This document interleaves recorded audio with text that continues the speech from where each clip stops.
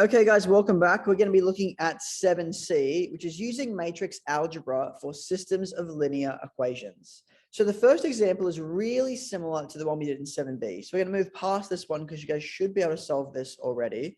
And instead, we're going to move down to example 6, which is a system of linear equations. Bear in mind, these are linear equations. So if I had something like an x squared term in here, I wouldn't use matrices to solve something like that. I only use matrices to solve systems of linear equations. Matrices is kind of the core of linear algebra. So to solve any type of system of linear equations, the first thing I want to do, no matter how big my system is create a coefficient matrix based on the coefficient of my variables. So in this case, I have 3, -2, 7, and +4. I'm going to put all of that in a matrix, 3, -2, 7, and +4. Now, I do have variables in this case of x and y, so I'm also going to put my x and my y in. A good thing to note, if I look at the first row here, and I multiply that by my column, that's going to give 3x minus 2y. So I get back to my first equation here, and that's intentional. That's kind of how this whole system works. I also know that these two equations are equal to 6 and 7.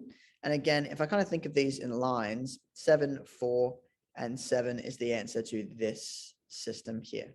So it should kind of line up, or it should match. So if I now go ahead and solve, I have two options. I know some people like to use letters to help kind of do the algebra rearrange or the algebra manipulation. So I could assign letters to this. I could call this A, X, and C, for example, or B, whatever letters I want to use. If I did it as AX equals C, then I could do my rearrange algebraically. I could multiply this side by a to the -1. I would then multiply this side by a to the -1. That's the same idea that we're going to do here. If you want to leave it in matrix form, that's fine. Both methods are completely okay. I'm going to do this in matrix form because I've kind of given a quick explanation of how to show this sort of algebraically. And I did the example last time algebraically as well. So let's just do this one and we'll keep all our matrices as is. We won't introduce any substitutions. So if I'm not introducing like letters to make my substitutions, this is going to become 3 -2, 7, 4. I'm going to take the inverse of that, multiply that by 3 -2, 7, 4, multiply that by x, y. And that is going to be equal to, my inverse goes out the front of here, so it also needs to come out the front of here as well. A good thing to note, if this was a tech active exam, I could just put this in my calculator and get my answer straight away and everything's done. However, this is a tech-free skill, so we'll solve this without any technology.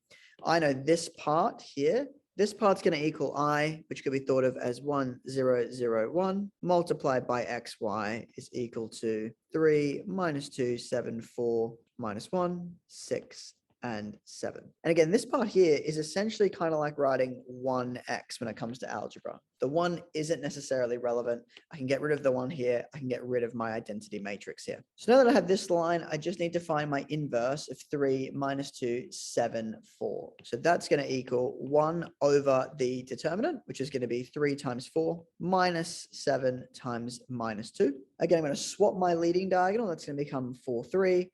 I'm going to change the sign on my back diagonal. I'm going to multiply that by 6, 7. So I'm going to clean up my fraction part first. That's going to become 1 over 3 times 4 is 12.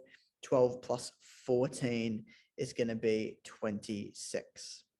If I now do my matrix multiplication, it's going to be 4 times 6, 4 times 6 plus 2 times 7.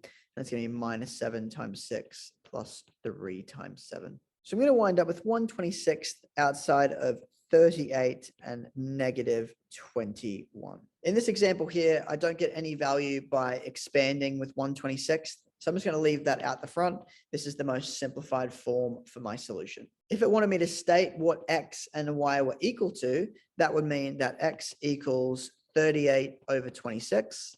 And y equals -21 over 26. And if I simplify my fraction, x is going to give 19 over 13. If I just halve both those numbers, and y is as simplified as it can be.